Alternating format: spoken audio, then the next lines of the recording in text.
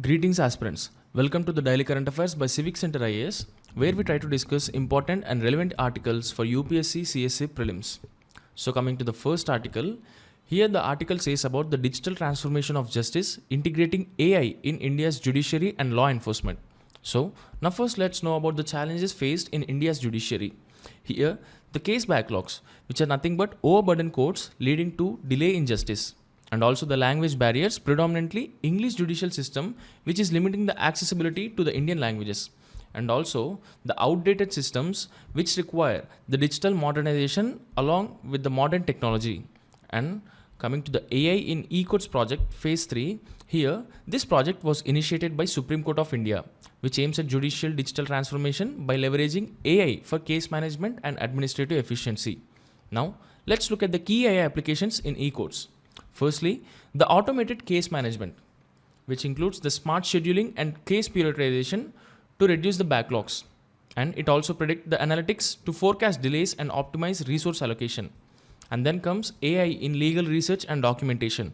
Here, the AI tools expedite the legal research and identify relevant case precedents, which ensures the consistency and accuracy in legal documentation. And then comes AI assisted filing and court procedures. Here, the OCR, which is called optical character recognition, and NLP, natural language processing for document digitalization. These AI which automates the court filings and minimize the manual errors. And then AI driven user assistant and chatbots. Here the virtual legal assistants provide real-time case status updates and legal guidance, so which enhances the accessibility and user experience for litigants. And lastly, the predictive analysis of case outcomes. The AI model here analyzes the historical judgments and also predict the case outcomes, which aids the judicial officers in strategic decision making. And AI for legal translation and language accessibility. The AI-driven legal translation tools build language barriers, making legal documents and judgments accessible to non-English speaking litigants. And then AI in law enforcement and crime prevention. AI enhances policing through crime detection, surveillance, and criminal investigations, which ensures the predictive policing, AI for surveillance and investigation, AI in FIR filing and judicial proceedings, and also data-driven crime tracking and intelligence systems. Coming to the next article, SWAYATT initiative on GEM celebrates 6 years of transformative impact. Here, Government e-marketplace celebrated 6 years of the startups, women and youth advantage through e-transactions initiative on 19th February 2025 at its New Delhi headquarters. Launched on 19th February 2019, SWAYATT aims to boost participation of women-led enterprises, youth and startups in public procurement. So, here we will know about the objectives and vision of SWAYATT. See, the first one, social inclusions. In the social inclusions, the SWAYATT initiative aligns with the government e-marketplaces and the pillar of social inclusion, promoting ease of doing business, and then empowering marginalized groups. Here, it targets startups, women entrepreneurs, micro and small enterprises, and self-help groups and youth from backward sections of society, further empowering in the marketplace, and also training and onboarding, which facilitates training and onboarding of last mile sellers, encouraging small scale businesses and women entrepreneurship in government procurement. Now let's look at the key initiatives under SWAYATT. The key initiative of SWAYATT include, firstly, Startup Runway, which is dedicated storefront for startups to increase visibility among government buyers, and then Womania Storefront, specially listing for women entrepreneurs to enhance market access and business opportunities. And then capacity building and collaboration.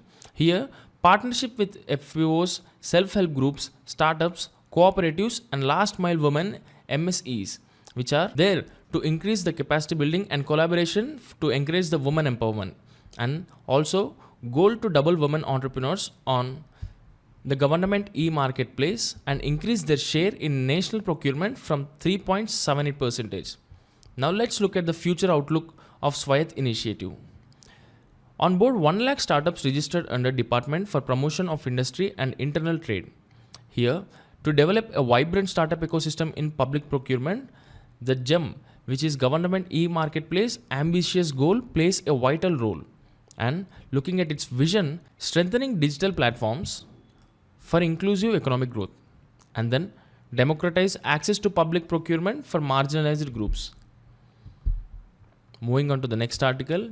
In this current form, the bill on simultaneous elections will not sustain a legal challenge in the Supreme Court, former Chief Justice of India UU Lalit said in a submission before the Parliamentary Joint Committee reviewing the legalization on Tuesday. According to sources, Justice Lalit said that the provision to curtail the tenure of state assemblies in order to synchronize the polls runs counter to basic structure of constitution, which is protected by the Keshavananda Bharati judgment. So, now in this context, we will know about the basic structure of doctrine, its context and origin, and also key features along with the evolution through the landmark judgments. So, firstly, the basic structure of doctrine was established by the Supreme Court of India in the landmark case of Keshavananda Bharati in 1973. And then, the doctrine limit powers are amended to Constitution, ensuring that the fundamental framework and principles are preserved. Now let's look at the key features of basic structure of doctrine.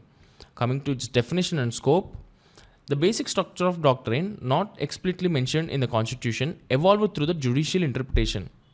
And it also ensures the checks and balances on the amendment power of Parliament under Article 368. Now, the groundbreaking Keshavananda Bharati case, in which 13 judge bench ruled that Parliament can amend the Constitution but cannot alter the basic structure. And also the overruled Golaknath case in 1967, which restricted the Parliament's amending power also. Now, looking at the key elements which are identified as basic structure are supremacy of the Constitution, sovereign, democratic and republic nature of India, secularism and federalism, separation of powers, judicial review, rule of law, fundamental rights and directive principles. So, these are the key elements which are identified as a basic structure. Now let's look at the evolution of this basic structure of doctrine through the landmark judgments. The first one, the Indira Gandhi versus Raj Narayan in 1975, which added democracy and judicial review to the basic structure. And then comes Minerva Mills case in 1980, which reaffirmed judicial review and balance between the fundamental rights and directive principle. And then comes the Vaman Rao case in 1981, which validated pre-Kesavananda amendments but subjected to future amendments to the basic structure doctrine.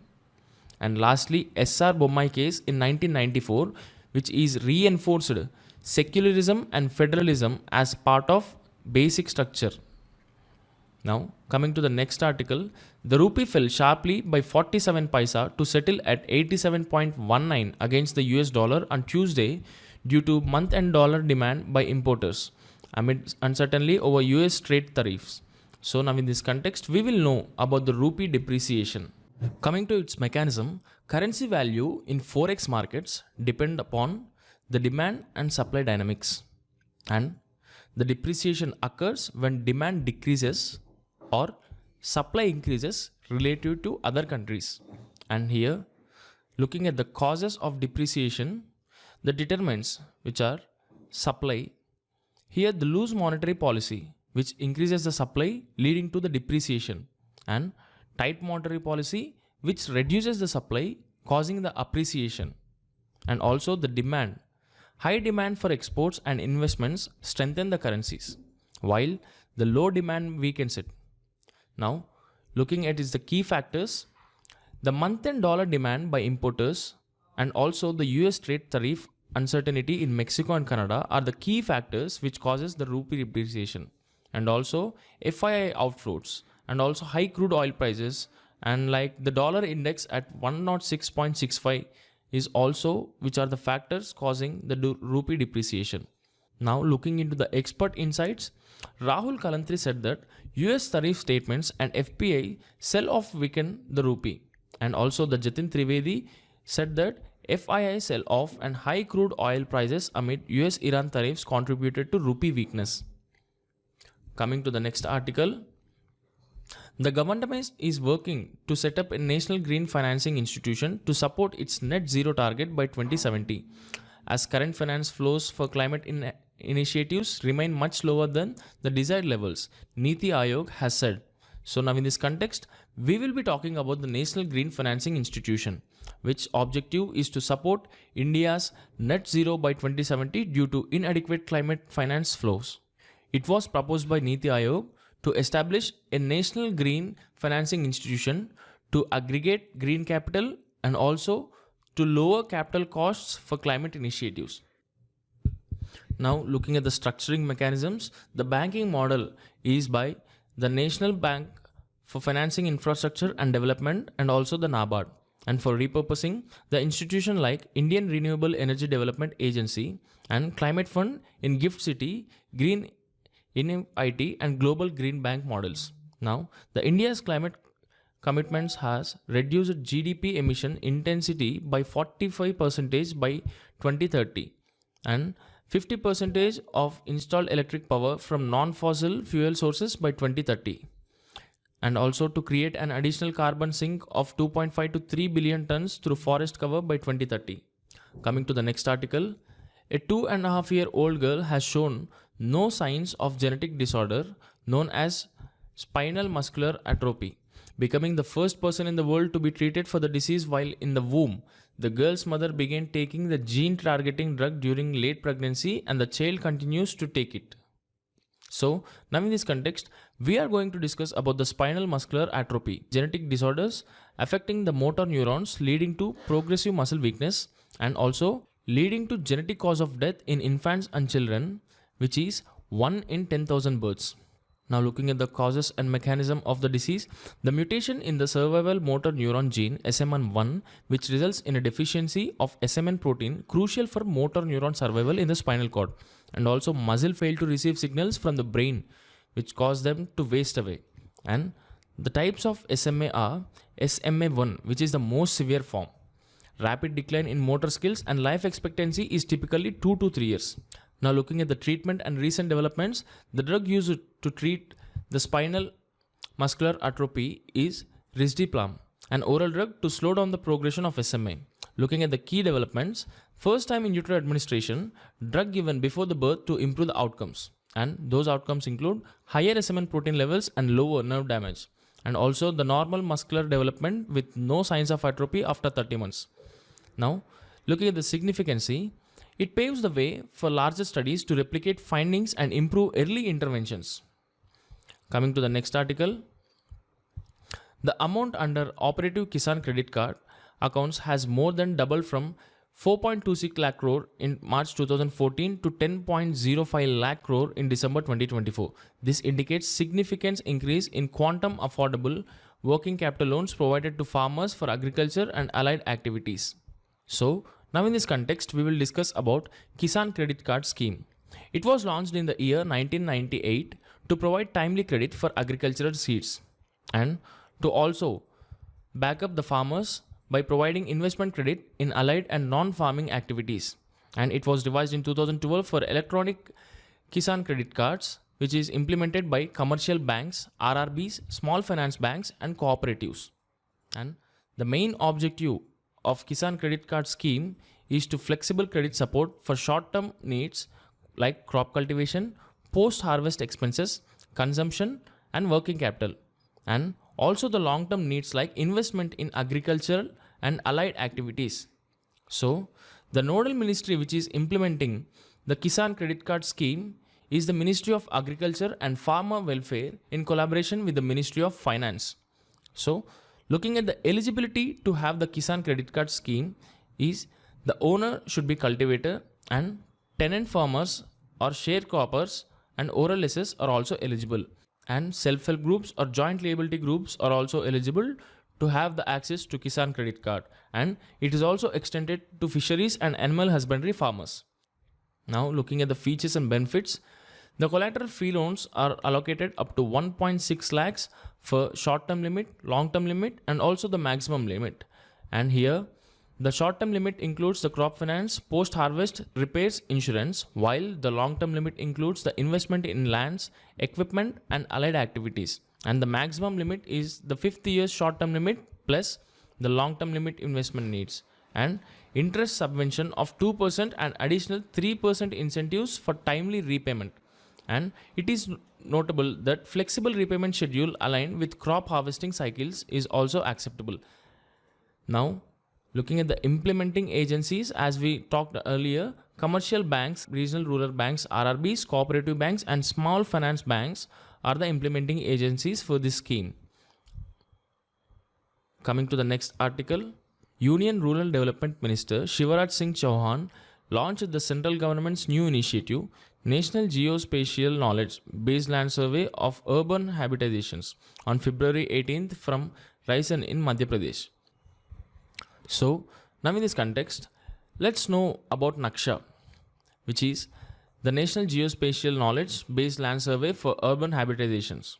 So, the main initiative of the scheme is to undergo the city survey under Digital India Land Records Modernization Program, in short DIL-RMP, and it is spearheaded by the Department of Land Resource under the Ministry of Rural Development.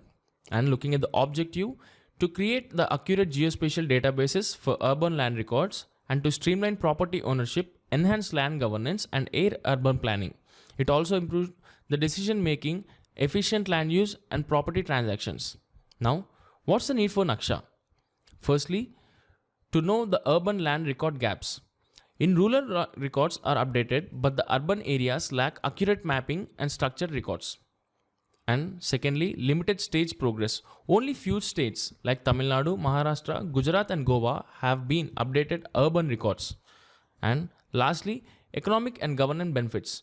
Digitalized GIS mapping improves property record administration, tax management, and financial position of urban local bodies.